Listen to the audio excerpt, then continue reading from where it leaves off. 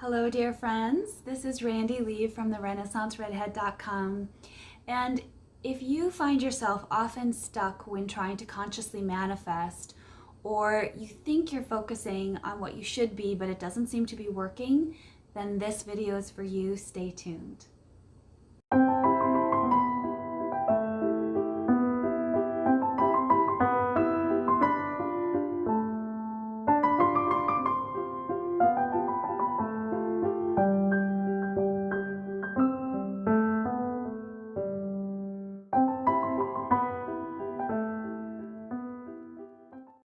And I have some notes that I'm going to refer to because I don't want to miss anything. But a really great analogy or metaphor to help us when we're trying to consciously manifest and we're staying on top of our mental diet and living in the end, but it doesn't seem to be working, and we find ourselves vacillating back and forth between the wanted and the unwanted, or we're just stuck. And in my experience, it can be a really subtle glitch that we find ourselves in when we're not finely attuned to the fact that we may actually be attempting to manifest the wanted while still focusing on the unwanted. So what came to me today is to imagine that you're in a big room, and in this room, there's two big TVs, one on each side of the room. And on the one side, this TV is playing a movie that you don't want, that you probably hate, that's probably the scariest, most horror-filled movie that you could even imagine. It's full of awful memories from the past and frightening predictions of the future, and everything in between of what's not working, or where you've been stuck, or feel like a galaxy away from the life that you want. And then on the other side of the room, on the other TV, is the most amazing, gorgeous, beautiful movie you've ever seen, like beyond your wildest dreams. The locations are exotic and gorgeous. The movie score is full of emotion and exquisitely beautiful. And the costumes, the sets are stunning. It's full of rich, complex characters who have fun and adventure, and they're doing and saying lovely things to each other and with each other. And in the middle of that, you're the main character. You're the heroine or the hero of this gorgeous, beautiful, amazing story, this amazing movie. So the problem comes when we spend so much time railing against this movie that we don't even want to be watching. You know, we're shouting at it, we're engaging with it, and we're wringing ourselves into knots over trying to change it. And we're putting so much effort in. All the while, like it's like we're dragging our chair around and we're wrestling with this TV, or we're trying to get it off the wall, but it's bolted into the wall. And the whole time we're making ourselves feel sick and exhausted. Or then we decide we want to get out of the house entirely, and we're going to move and to get away from this horrible, unwanted movie, only to realize that we get into the new house. And if the reason we moved was to get away from this unwanted movie, we find that every TV that we turn on still has the same movie playing. Wherever you go, there you are.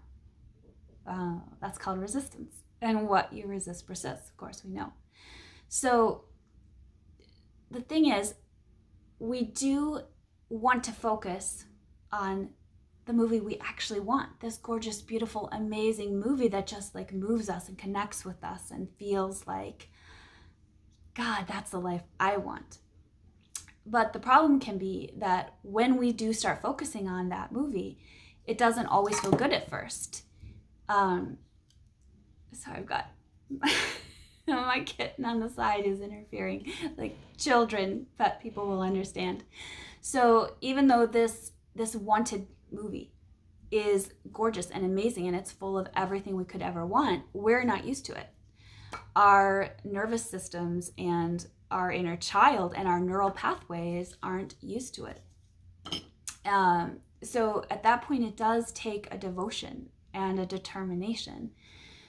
Definitely choice. And in a sense, it's almost forcing ourselves to watch this new movie until it becomes our new normal and we can't imagine watching anything else. So here's the most amazing part of this. That old movie that we hate, that complete horror show, that one is not interactive at all. The only thing interactive about that one is that the longer you watch it, the longer it plays. And it might even get worse, but that's really the only thing you can change about that movie. So, you might shout out to the heroine of the story, like, oh no, don't go that way, that's really dangerous. Or, don't go out with that guy, that's only gonna lead to trauma and a heartache. But she can't hear you. And, you can rail against this movie and you can shout at the other characters, or you can go like, oh my God, I can't stand this scene and this is so unfair. Why does these scenes keep coming up? But you can't change that movie except to keep it playing the more that you watch it. So here's the beautiful part. This other movie over here on the other side of the room is completely interactive. So you can feel the emotions of gratitude and awe and appreciation for this gorgeous movie. And the more you feel that, it starts to change in front of your very eyes. It gets better and better. The locations get even better. The music gets even more beautiful. The story gets more interesting and more satisfying. The ending, which never really comes, but it's happy. It's good. It's cathartic and expansive. And even the things where there's struggles and you're watching this movie, they have this amazing, happy, satisfying outcome, and it keeps getting better and better. You can shout at these characters and they actually change. You can say to the heroine or the hero, oh, don't go that way, that's dangerous. And she'll hear you and take a different path. Or you can say, oh, come on, guy, like, be good to her, like, treat her really well. And he does. Or you can say to the monster, like, oh, you're just a scary monster, like, you're not even real, go away. And it will. You can say to the movie, or to the money in this movie, come on, money, like, get to her sooner, like, get to her faster, like, more of you, come on, money, you can do it. And it will. So this movie is interactive. And the especially beautiful thing about this interaction with this movie is that all you have to do is watch the movie and interact with it. You don't have to get up and drag your chair across the room and try to wrangle that TV and do something hard and difficult. You don't have to move to another house where this movie is on a different TV and permanently playing, and it's very difficult. All you have to do is sit in the chair that you're already in and shift your gaze to this other movie, and then it becomes a choice to watch this movie and only this movie. So this is not about trying to ignore your current 3D reality, which isn't even possible. And if you've ever tried to do that, it just creates more resistance. So it's about choosing to focus on this new, beautiful movie, to make that your priority, to make that your new reality. And, at first, certainly it takes discipline to keep bringing your focus back. And for a while, you're still gonna hear this old movie playing on the other side of the room. And it can be addictive even to shift your focus back to that and get involved in those scenes and get caught up in those scenes, because that is actually what your brain, what your neural pathways, what your inner child is used to, and what the somatic presencing in your body is all used to. It's all been wired and fired and wired together in those ways. So, but what happens is eventually when you keep persisting without resisting, this wonderful new movie, this beautiful movie, will become your new reality. And you'll hear the old movie in the background less and less. And you won't even mind that it's there. It can just be there. And eventually, you'll be so practiced in the reality of focusing and engaging and interacting with this new movie that the old movie just quits playing without you having to go turn it off or throw the TV out the window or anything at all. It just shuts off.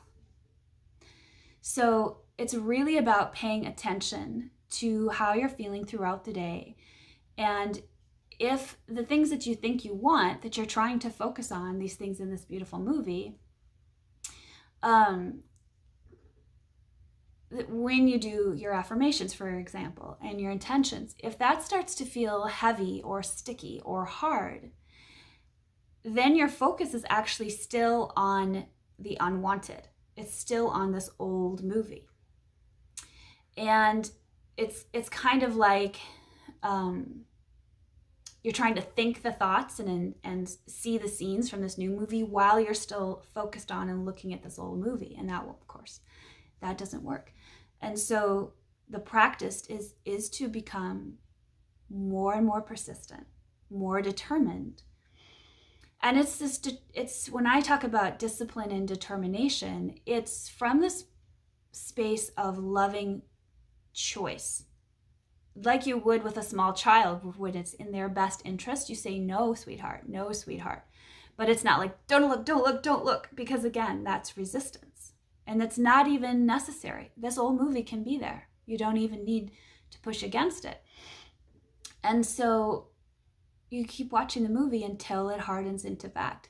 And as you persist and become more skilled at this practice, eventually it will be like you get to put on those cool, those virtual reality goggles, and then it actually starts to really feel real, and you're like, oh my God, I'm in this movie, and I actually I can feel the air on my face, and I can hear the beautiful things these characters are saying to each other and to me, and it starts to become true for you and real for you. And that's then what you give your full priority and your full attention to. And so I will say that sometimes when